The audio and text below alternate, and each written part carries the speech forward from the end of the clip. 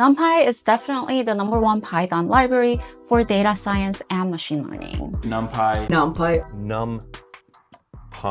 In case you're new here, I'm Jean, and I can confidently say that Python, especially NumPy, was always my go-to in my 20 years of working as a software engineer at companies like Meta and WhatsApp. And today I'm going to show you everything you need to know about NumPy so you can go from beginner to replacing human workers, or at least automating the boring stuff.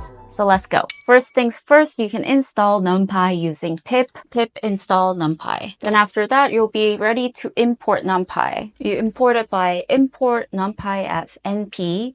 Why?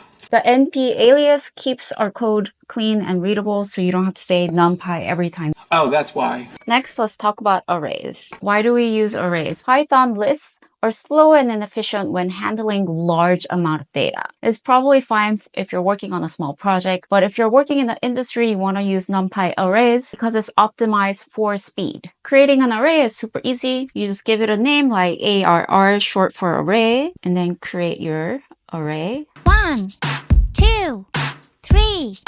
That's it. Okay, now let's talk about dimensions in NumPy, because this is where NumPy really gets interesting. When we're working with arrays in programming, you'll often hear about the different dimensions: 0, 1D, 2D, and even 3D arrays. But what do they all mean and why do we use them? A zero-dimensional array is the simplest form, just a single number or a value. You can think of it as a single cell in a spreadsheet containing just one number. So for example, if you have a single temperature reading from a sensor, you don't need a whole list, you just need one value. A 1D array is a list of values, like a row of numbers. You can think shopping list of prices, stock prices over time, or even a row of pixel values in an image. A 2D array is like a table, a grid, or even a spreadsheet with rows and columns. I love using spreadsheets, which is a common example of a 2D array. A 3D array is an array of 2D arrays inside it. So think of it as multiple layers. For example, RGB images where each layer represents red, green, or blue pixel, or video frames with a sequence of 2D images over time would use 3D arrays. Now, if you want to check the number of dimensions in an array, so simply use the array name.ndi. And in this case, you will get the output of 3. Now what? Now, using the arrays is also pretty simple. You can access the elements in an array by using their index. In coding, we always start at 0 when we're looking at arrays. So for example, if you have a shopping list array, index 0 will give you a 1 as an output. And for 2D and 3D arrays, you use comma-separated numbers for dimensions and index. For example, if you want to access the second element in the first row of array C, print second element, you would write bracket 0, 1, bracket. You can also use what's called negative indexing, which lets you access elements from the end of the array. So let's say you want to print the last element from the second row of an array. You can write bracket 1, -1, bracket. So that's indexing. Now let's talk about slicing.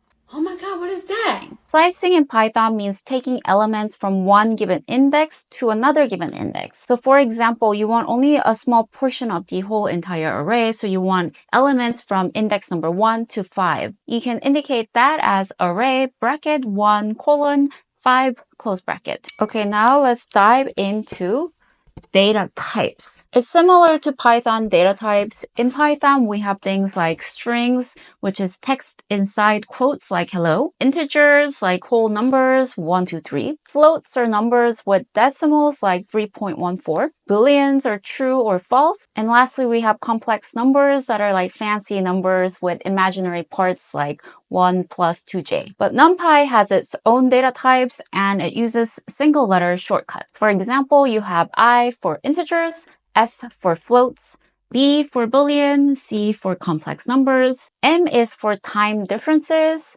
and capital M is for dates and times. Capital O for objects, S for strings, U for Unicode strings, and V is a chunk of memory for other data. So basically, NumPy gives you way more options. Now let's keep going and talk about how we can check what type of data is inside a NumPy array. Again, it's super simple.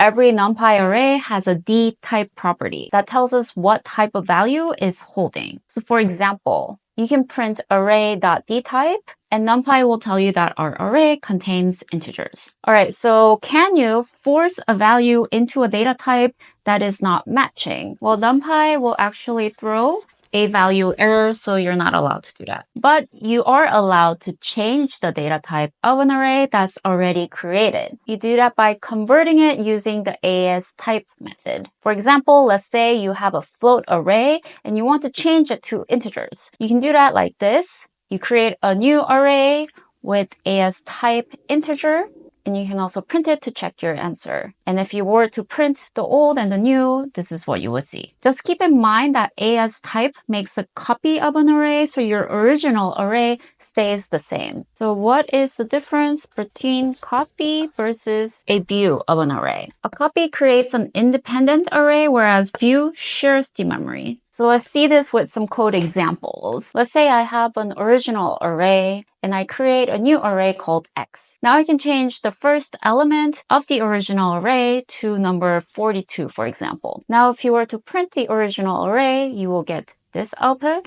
whereas you print the new array, you will get this output, which is the copy that stayed the same. So let's take the same array as our example. The original array is the same, and you create a view of the array, which is Y. Now, if you were to change the first element of the array to number 42, and you print both the original array and the new array, you will get the same output. So the rule of thumb is that you use .copy when you don't want the changes to affect both arrays. Exasperated. Now, if all of this felt like a lot, that's normal, trust me. Learning Python takes time, but even just learning the basics can make you 10 times more efficient in Python. And now, if you're ready to brush up on some Python, you want to go watch this video, and I'll see you there.